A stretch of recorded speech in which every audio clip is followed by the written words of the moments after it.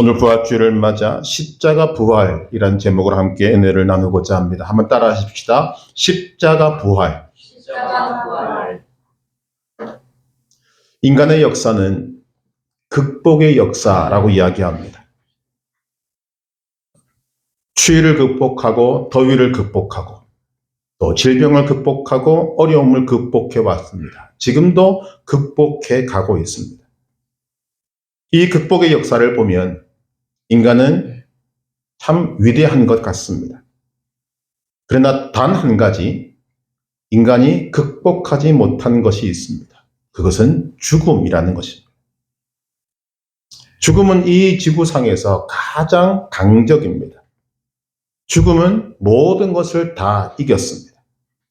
세계를 지배했던 알렉산더 대왕도 죽음 앞에 무릎을 꿇었고 불로 불사를 꿈꾸었던 진시황도 죽음 앞에 무릎을 꿇었습니다. 세상의 모든 사람들이 죽음 앞에 무릎을 꿇었습니다. 그러나 한 사람이 유일하게 죽음을 이겼습니다. 그분이 예수님이십니다. 죽음을 이긴 사람은 예수님 이전에도 없었고 이후에도 없었습니다. 오직 예수님밖에 없습니다. 우리는 그 예수님을 구원자로 믿습니다. 그래서 예수님에 대한 소식은 기쁜 소식이 되는 것입니다. 온 백성에게 미칠 큰 기쁨의 좋은 소식. 예수님이 탄생하실 때 천사가 목자들에게 말합니다.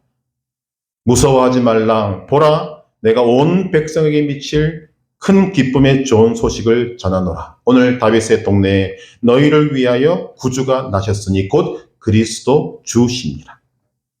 여기서 우리는 두 가지 주목할 수 있습니다. 하나는 온 백성에게 미칠 큰 기쁨의 좋은 소식. 또 하나는 너희를 위하여라는 것입니다.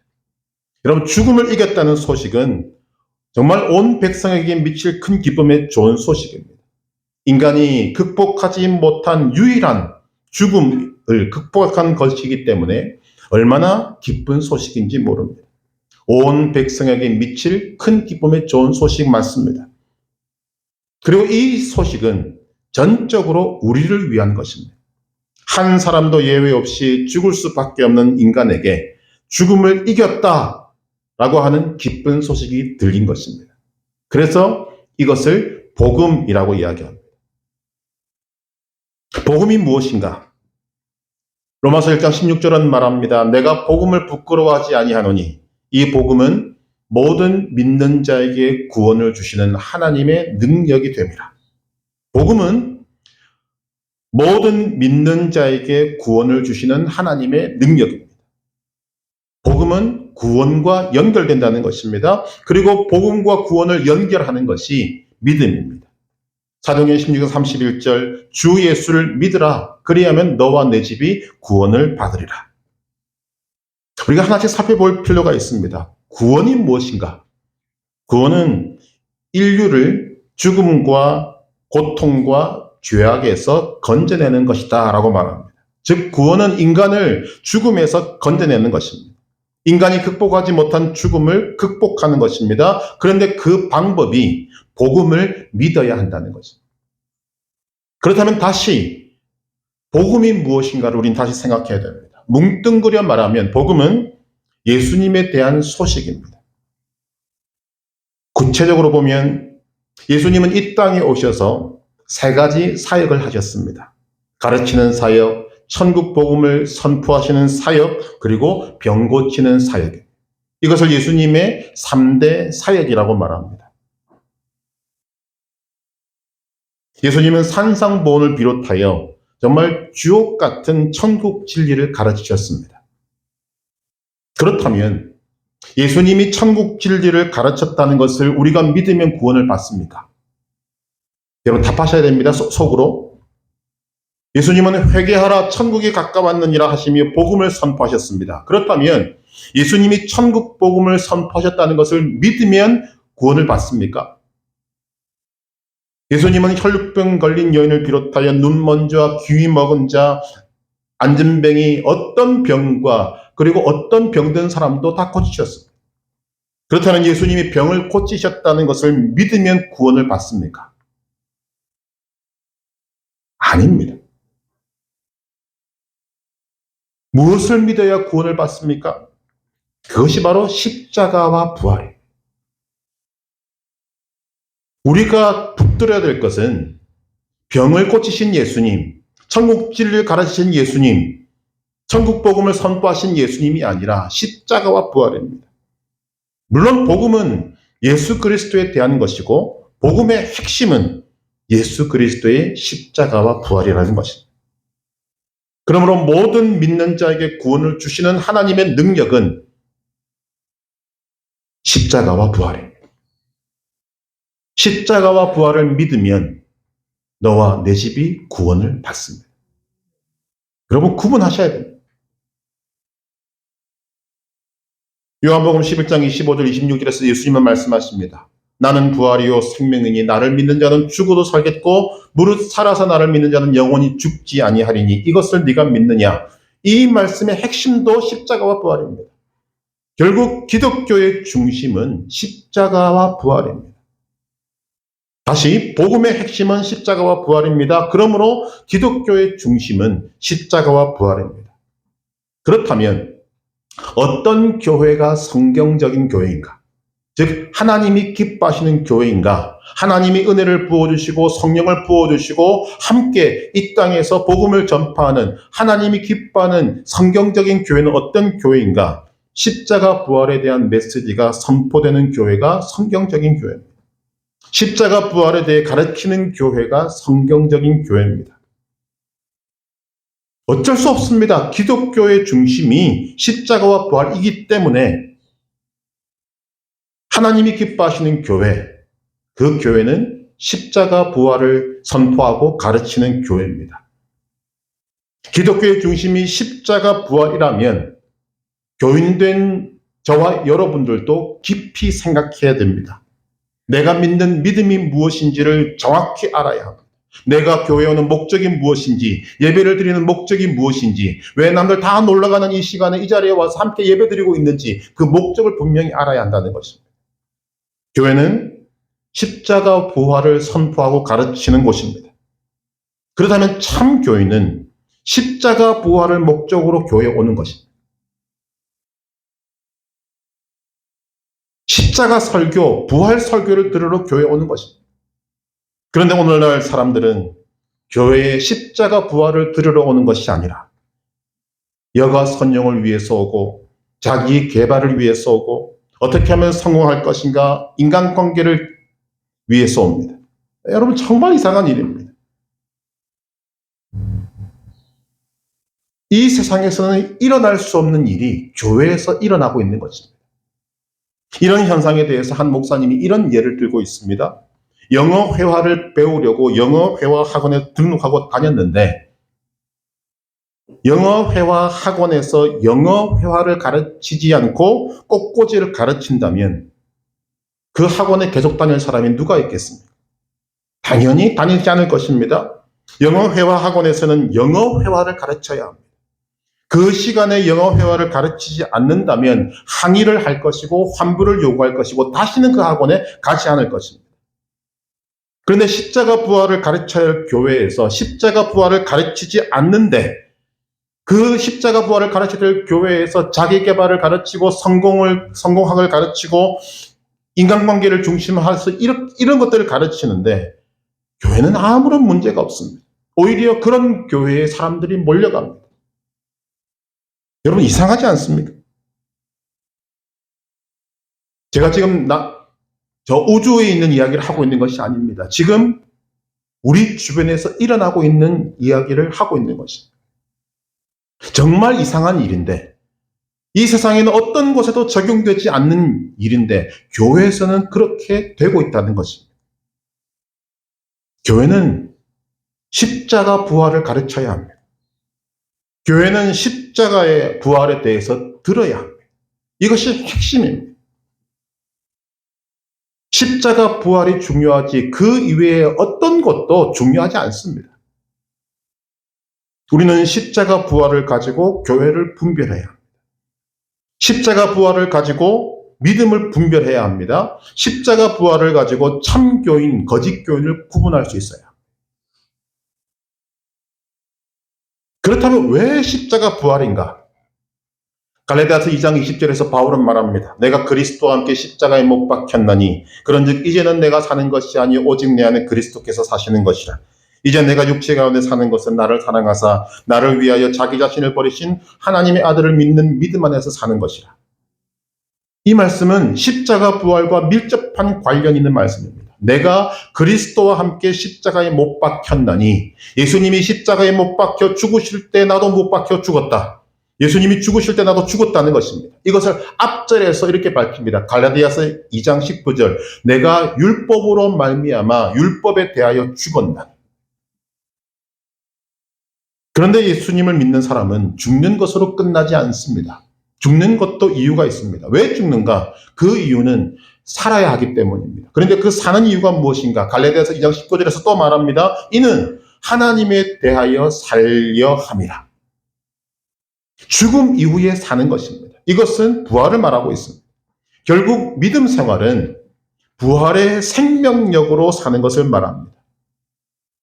그것을 바울이 말하고 있죠. 그런즉 이제는 내가 사는 것이 아니요 오직 내 안에 그리스도께서 사시는 것이라. 예수님과 함께 십자가에서 죽은 내가 이제는 부활하신 예수님과 함께 부활 생명력으로 사는 것입니다. 이 모든 것이 십자가 부활을 믿는 사람에게 일어납니다. 예수님은 오늘 모든 사람의 죄를 대신 지시고 십자가에 못 박혀 죽으신 것입니다. 그것을 믿을 때 우리도 죽었습니다. 그러나 죽음을 이기고 부활하심을 믿는 자는 부활하신 예수님과 함께 다시 사는 것입니다. 자연인인 나, 혈과 육의 사람인 나, 율법에 매인 나는 예수님의 십자가와 함께 죽어버립니다. 그리고 예수님이 부활하실 때 부활의 생명력이 이제 내 속에서 약동하는 그리스도의 사람, 그리스도인으로 살아가는 것입니다. 그것이 믿음 생활입니다. 다시 복음과 믿음과 구원의 관계를 생각해야 합니다. 오늘 본문이지만 고린도전서 15장 1절, 3절을 제가 읽어드리겠습니다. 눈으로 따라오시면 좋겠습니다. 형제들아, 내가 너희에게 전한 복음을 너희에게 알게 하노니 이는 너희가 받은 것이요 또 그 가운데 선 것이라. 너희가 만일 내가 전한 그 말을 굳게 지키고 헛되이 믿지 아니하였으면 그로 말미암아 구원을 받으리라. 내가 받은 것을 먼저 너희에게 전하였노니. 바울은 고린도 교인들에게 말합니다. 나는 너희들에게 복음을 전했다. 고린도 교인들은 복음을 받았고 알았고 믿었습니다. 그런 교인들을 향하여 바울이 선포합니다. 내가 너희에게 전한 복음을 굳게 지키고 바르게 믿었으면 그로 말미암아 구원을 받는다. 여기에 우리는 바울의 확고한 믿음을 봐야 됩니다. 확신을 볼 수 있어야 됩니다. 복음을 바르게 믿었으면 반드시 구원을 받는다. 바르게 믿어야 할 복음이 무엇인가를 봐야 됩니다. 바울은 바로 거기에서 3절, 4절에서 이렇게 밝힙니다. 이는 성경대로 그리스도께서 우리 죄를 위하여 죽으시고 장사 지낸 바 되셨다가 성경대로 사흘 만에 다시 살아나사 뭐지요? 십자가와 부활입니다. 이것이 복음입니다.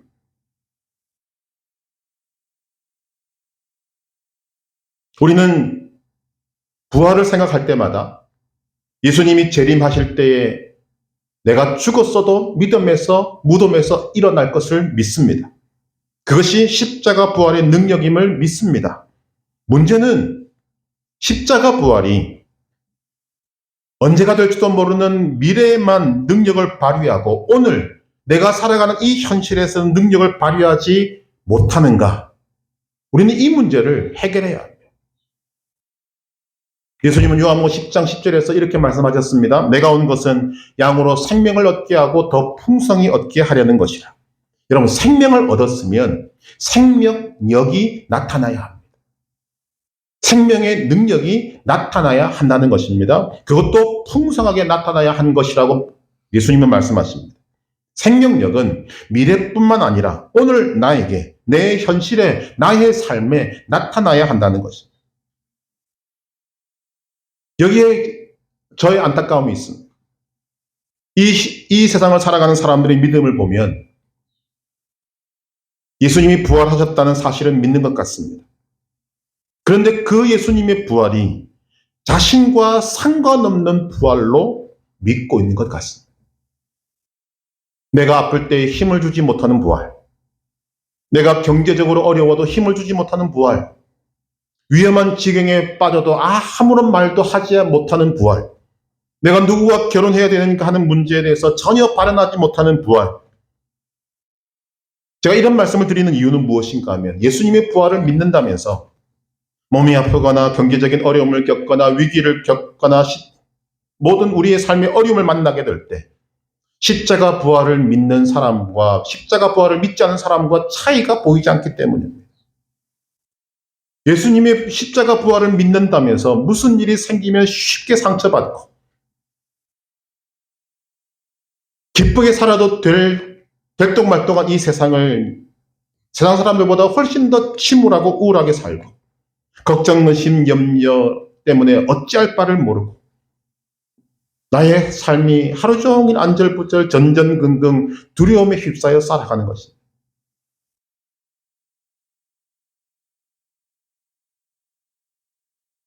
세상 사람이 그렇게 살면 그렇거니 하겠는데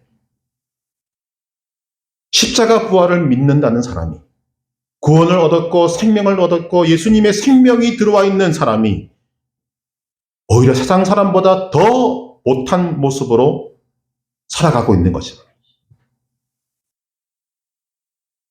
여러분 냉철하게 한번 물어보십시다. 몸이 아파도 힘을 주지 못하는 부활을 여러분 왜 믿습니까? 경제적으로 어려움을 당해도 돌파할 힘을 주지 못하는 부활을 왜 믿습니까? 걱정, 근심, 염려를 해결하지 못하는 부활을 왜 믿습니까?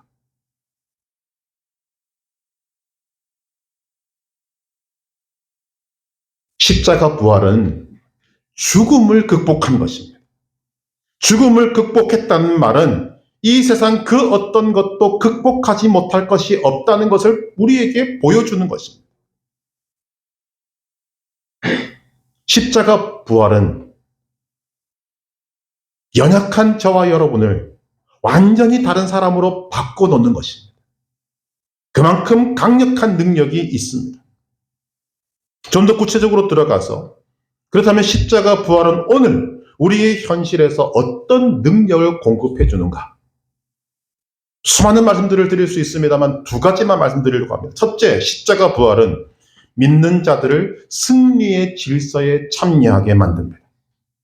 한번 따라하십시다. 승리의 질서에 참여하게 만든다. 56절, 57절을 같이 읽으십시다.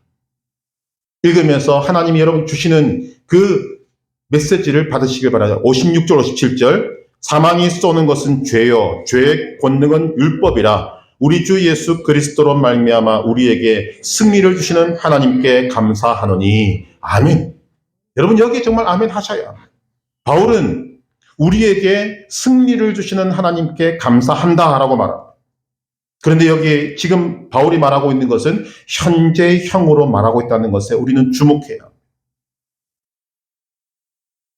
우리에게 승리를 주시는 오늘, 승리를 주시는 하나님께 감사한다. 그런데 그 승리를 누가 주시는가? 우리 주 예수 그리스도. 지금 바울이 말하는 우리 주 예수 그리스도는 부활의 주 예수 그리스도를 말합니다. 부활의 주 예수 그리스도가 오늘 우리의 현실에서 승리를 주신다는 것입니다. 바울은 그것을 감사하고 있습니다. 이 승리는 사망을 이기는 것이고 죄의 세력을 이기는 것입니다. 따라서 십자가 부활을 믿는 사람은 현실에서 승리의 질서에 참여한 사람입니다. 장래에 미래에 이기는 것이 아니라 현재에도 이기는 사람을 말하는 것입니다. 승리라고 하는 것은 십자가 부활을 믿기 전에는 저와 여러분과 아무런 상관이 없는 것이었습니다. 왜냐하면 우리는 이길 수 없었기 때문입니다. 우리는 승리를 간절히 원했습니다. 그러나 승리하지 못했습니다. 이 세상에서 힘을 쓰고 애를 쓰고 땀을 흘리고 살았습니다만 결국은 죽음에 지더라는 거죠. 그래서 십자가 부활 전에는 우리는 죽음의 질서에 속한 사람이었고 패배의 질서에 속한 사람이었습니다. 그러나 하나님의 은혜로 우리가 십자가 부활을 접하고 십자가 부활을 믿고 나니 하나님은 우리를 죽음의 질서, 패배의 질서에서 뽑아내어서 승리의 질서에 우리를 두신 것입니다. 그래서 우리 존재 자체가 승리의 질서에 속해 있는 자가 된 것입니다. 우리가 승리의 질서에 속해 있다는 증거가 무엇인가 하면 열매입니다. 부활하신 그리스도는 부활의 첫 열매가 되셨다고 합니다. 오늘 말씀 20절 같이 읽어보십시다. 20절 그러나 이제 그리스도께서 죽은 자 가운데서 다시 살아나사 잠자는 자들의 첫 열매가 되셨도다. 농사를 지으신 분들은 압니다. 첫 열매의 의미가 뭐지요? 뒤에 많은 열매가 맺힌다는 것을 보여주는 증거가 첫 열매입니다. 십자가 부활을 믿는 자는 부활의 첫 열매 되신 예수님을 따라 부활의 열매를 맺는 것입니다. 어떻게? 풍성하게.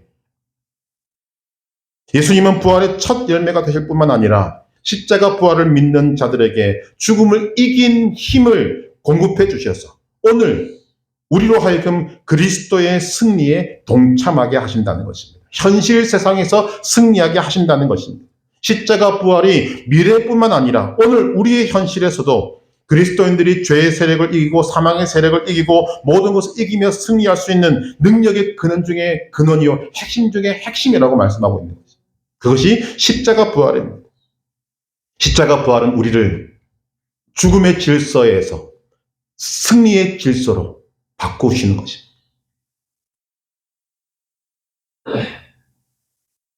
두 번째 십자가 부활의 능력은 문제는 작게 보이고 그리스도의 은혜는 크게 보이게 만듭니다.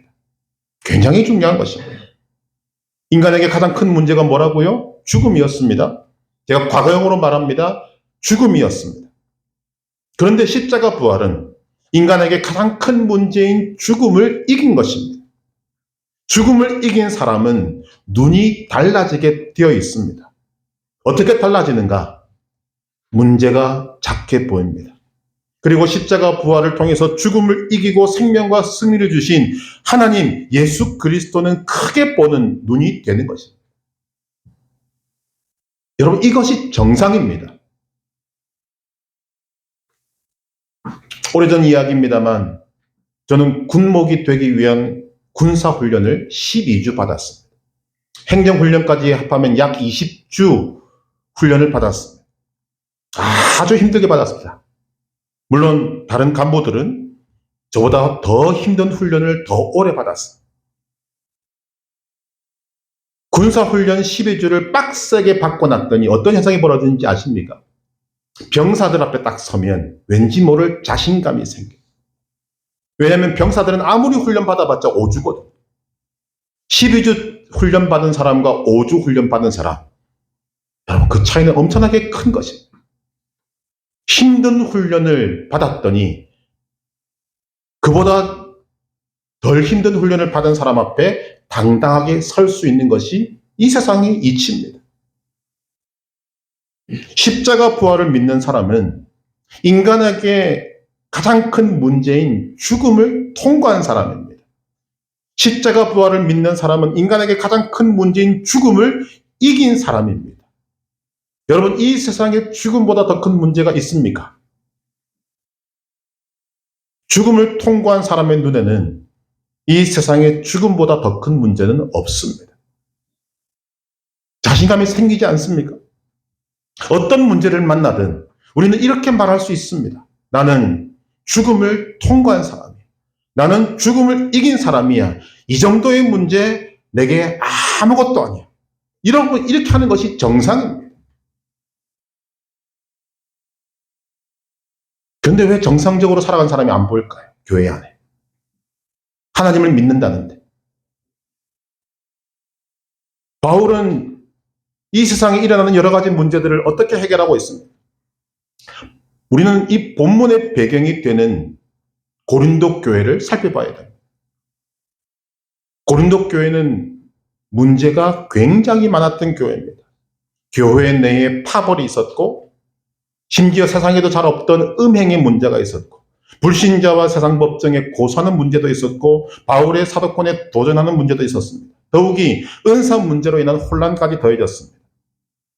이런 고린도 교회에 일어난 여러 가지 문제들을 해결하기 위해서 바울이 쓴 편지가 고린도서입니다.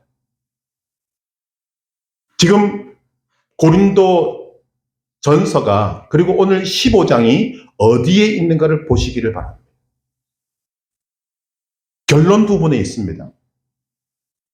고린도 교회에 일어났던 수많은 문제들을 있지만 바울은 그 모든 문제들을 해결할 대책으로 무엇을 내밀고 있는가? 부활을 내밀고 있습니다.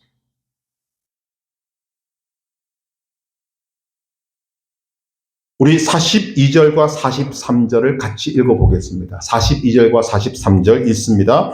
죽은 자의 부활도 그와 같으니 썩을 것으로 심고 썩지 아니할 것으로 다시 살아나며 욕된 것으로 심고 영광스러운 것으로 다시 살아나며 약한 것으로 심고 강한 것으로 다시 살아나며. 아멘. 바울이 지금 부활을 어떻게 말하고 있습니까? 썩을 것으로 심고 썩지 않을 것으로 다시 사는 것이라고 말합니다. 무슨 말인가 하면 고린도 교회의 여러 문제가 썩음의 질서에 속한 것인지 아니면 썩지 않음의 질서에 속한 것인지를 지금 묻고 있는 것입니다. 여러 가지 문제에 지금 함몰되어서 정신을 못 차리고 헷갈리고 있는 고린도 교인들을 향한 책망의 말입니다. 너희가 썩음의 질서에 속한 사람들이냐 아니면 썩지 않음의 질서에 참여한 사람들이냐. 동일한 내용으로 48절에도 똑같은 내용을 말하고 있습니다. 48절 같이 읽으십시다. 무릇 흙에 속한 자들은 저 흙에 속한 자와 같고 무릇 하늘에 속한 자들은 저 하늘에 속한 이와 같으니. 앞에 있는 42절, 43절 말씀과 함께 합하면 이런 것입니다. 바울이 말하는 바는 이 세상의 문제는 어떤 문제든지 썩음의 질서에 속한 것이고 욕된 것이고 약한 것이고 흙에 속한 것이라는 것입니다. 반대로 십자가 부활은 썩지 않음의 질서에 속한 것이고 영광스러운 것이고 강한 것이고 하늘에 속한 것이다. 이걸 다시 더 쉽게 제가 이렇게 풀어드리겠습니다. 십자가 부활을 믿는 사람이 어떻게 그렇게 살 수 있습니까? 십자가 부활을 믿는 사람이 어떻게 세상 문제에 빠져 헤어나오지 못하고 허덕이며 살 수 있습니까? 우리는 땅에 속한 자가 아니라 하늘에 속한 자들입니다. 썩음의 질서에 따라 사는 사람이 아니라 썩지 않음의 질서에 따라 사는 사람입니다. 욕된 질서를 따라 사는 사람이 아니라 영광의 질서에 따라 사는 사람입니다. 육의 질서를 따라 사는 사람이 아니라 영의 질서, 성령의 질서를 따라 사는 사람입니다. 십자가 부활을 믿는 사람은 결코 욕된 것, 썩을 것, 이런 것으로 살 수 없습니다. 십자가 부활이 이 모든 문제를 이기는 힘과 능력을 넉넉히 공급해 줄 것이기 때문입니다. 지금 바울이 이렇게 말합니다. 이제 적용은 우리가 해야 되는 문제지만 그 수많은 문제에 대해서 바울의 답은 간단합니다. 너희는 십자가 부활을 믿는 사람이다. 넉넉히 이길 수 있다. 이 말은 고린도 교회의 모든 문제에 대한 바울의 처방일 뿐만 아니라 오늘 현대를 살아가는 우리들에게 일어나는 모든 문제에 대한 하나님의 답변입니다. 그러니까 십자가 부활 신앙이 있으면 현실의 어떤 문제든지 넉넉히 이겨나갈 수 있다는 것입니다. 그래서 바울은 크고 놀라운 승리의 질서에 참여해서 모든 문제의 근원인 사망, 그 사망을 향하여서 이렇게 조롱하고 있습니다. 15절 같이 읽으십시다. 55절. 사망아, 너의 승리가 어디 있느냐? 사망아, 네가 쏘는 것이 어디 있느냐? 여러분, 이 말은 지금 바울이 사망을 향하여서 인간이 이전에 극복하지 못했던 사망을 향하여서 지금 놀리고 있는 것입니다. 조롱하고 있는 것입니다. 사망이 십자가 부활을 믿는 사람에게 더 이상 힘을 발휘하지 못하고 능력을 발휘하지 못하는 것이다. 그래서 놀리는 것입니다. 사망아, 너의 승리가 어디 있느냐? 네가 열심히 사망을 쏘고 다니지만 눈을 닫고 봐도 승리가 안 보이네? 사망을 놀리고 있습니다. 여러분 어떻게 그럴 수 있습니까? 바울이 십자가 부활 이 믿음으로 현실에서 승리의 삶을 살고 있기 때문에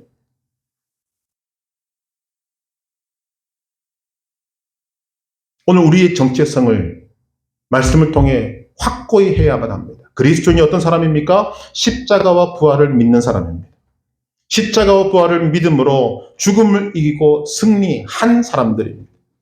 또한 십자가 부활을 믿음으로 현실에서 승리하는 사람들입니다. 그래서 십자가 부활을 믿는 사람에게는 두드러진 특징, 현상, 증상이라고 할 수 있는 것들이 나타나게 되는 것이죠. 그것이 무엇인가? 58절 같이 읽으십시다. 그러므로 내 사랑하는 형제들아, 견실하며 흔들리지 말고 항상 주의 일에 더욱 힘쓰는 자들이 되라. 이는 너희 수고가 주 안에서 헛되지 않은 줄 알미라. 십자가 부활을 믿는 사람은 어떤 특징을 가집니까? 어떤 문제가 나타난다 하더라도 견실하며 흔들리지 않으며 세상 일을 염두에 둘 필요가 없이 하나님의 일을 더욱더 힘써 행하는 사람들이다. 지금 바울이 선포하고 있습니다. 이유는 말씀드렸습니다.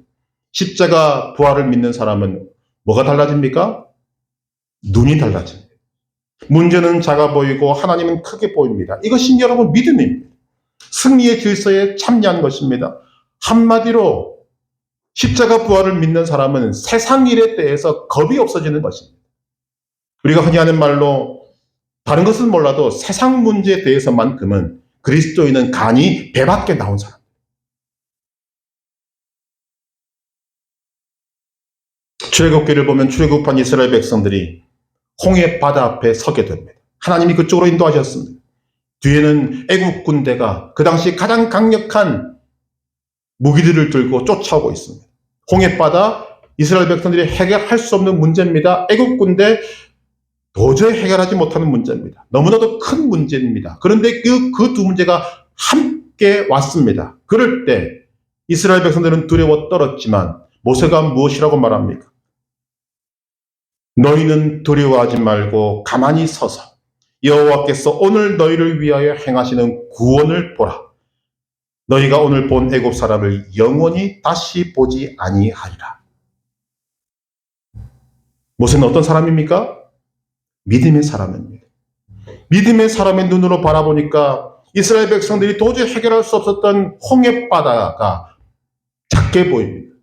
뒤를 따라오는 무시무시한 애국 군대가 작아 보입니다. 왜? 하나님이 제일 크기 때문에. 지금 모세가 그 고백을 하고 있는 것입니다. 이 고백은 다른 것이 아닙니다. 믿음의 눈으로 바라볼 때 하나님이 제일 크시고 크게 보였던 홍해 바다 애국 군대는 작게 보이는 것입니다. 결국 크신 하나님이 홍해 바다를 갈라 놓으시고 애국 군대를 수장시켜 버렸습니다. 이것이 여러분 현실의 문제를 해결하는 믿음적인 방법입니다. 뿐만 아니죠. 다윗은 거인 골리앗을 작게 보았고 하나님은 크게 보았습니다. 이것이 여러분 믿음의 능력입니다. 하나님을 믿지 않는 사람들의 눈에는 반대로 보입니다. 거인 골리앗은 크게 보였고 하나님은 작게 보였습니다. 여러분 이 차이가 하나님을 믿는 우리와 하나님을 믿지 않는 사람들 사이에 나야 합니다. 그것이 지금 우리가 십자가 부활을 다루고 있는 중요한 이유가 되는 것입니다. 결국 믿음이 이기는 것입니다. 크신 하나님이 작은 골리앗을 이기는 것은 당연한 것입니다. 다윗은 믿음으로 당연한 일을 한 것이고 하나님은 당연한 믿음에 있는 다윗에게 힘을 넣어주신 것입니다. 결국 다윗은 믿음이 있었고 승리의 질서에 참여한 자가 된 것입니다. 어떤 사람들을 더 드림일까요? 모세와 다윗, 볼수록 멋진 신앙이지 않습니까? 몸이 아프고 실직하고 실패하고 좌절하고 쓰러질지라도 십자가 부활 신앙은 그것을 헤쳐나갈 수 있고 승리하게 하는 힘과 능력을 우리에게 부여합니다. 왜냐하면 우리 하나님보다 더 큰 분이 계시지 않기 때문입니다. 우리는 죽음을 이긴 십자가 부활을 믿습니다. 십자가 부활 신앙은 오늘 우리에게 다가오는 정말 다양하고 구체적인 현실, 어려운 문제, 그 현실에 처한 우리에게 생명의 능력을 공급해 주어서 견고하며 흔들리지 않게 만들어주는 승리의 능력이 되는 것입니다. 이 십자가 부활을 바탕으로 하지 않으면 여러분 말씀들 들어도 이해가 되지 않습니다. 그러나 십자가 부활을 바탕으로 할 때 말씀들이 다 해결이 되고 이해가 되는 것입니다. 마가복음 16장 17절 18절 믿는 자들에게는 이런 표적이 따르리니 곧 그들이 내 이름으로 귀신을 쫓아내며 새 방언을 말하며 뱀을 집어올리며 무슨 독을 마실지라도 해를 받지 아니하며 병든 사람에게 손을 얹은 즉 나으리라. 이렇게 할 수 있는 근거가 무엇입니까? 십자가 부활이에요. 많이 인용하는 빌립보서 4장 6절 7절 아무것도 염려하지 말고 다만 모든 일에 기도와 간구로 너희 구할 것을 감사함으로 하나님께 아뢰라. 그리하면 모든 지각에 뛰어난 하나님의 평강이 그리스도 예수 안에서 너희 마음과 생각을 지키시리라. 여러분 근거 없이 이 말을 하면 미친 사람. 왜 우리가 아무것도 염려하지 말아야 합니까? 우리에게 십자가 부활을 믿는 믿음이 있기 때문에. 아무것도 염려하지 않을 수 있는 근거가 십자가 부활입니다. 우리는 근거 있는 믿음을 갖고 있습니다. 그러므로 걱정거신 염려가 찾아올 때 십자가 부활을 믿는 믿음으로 여러분 물리치셔야 합니다. 우리는 패배의 질서에 속한 자가 아니라 승리의 질서에 속한 자입니다. 죽음의 질서에 속한 자가 아니라 생명의 질서에 속한 자들입니다. 하나님께서 우리를 그 세계에 두지 않으시고 예수 그리스도의 십자가 부활로 말미암아 우리를 뽑아서 옮겨 놓으셨습니다. 더 이상 우리를 끌고 갈 수 있는 마귀의 능력은 우리를 이기지 못하도록 만들어 놓으셨습니다. 그것이 십자가 부활입니다. 십자가 부활의 능력으로 오늘 우리에게 주어진 현실에서 견실하며 흔들리지 않고 항상 주의 일에 더욱 힘쓰는 승리의 그리스도인 되시기를 주님의 이름으로 축복합니다.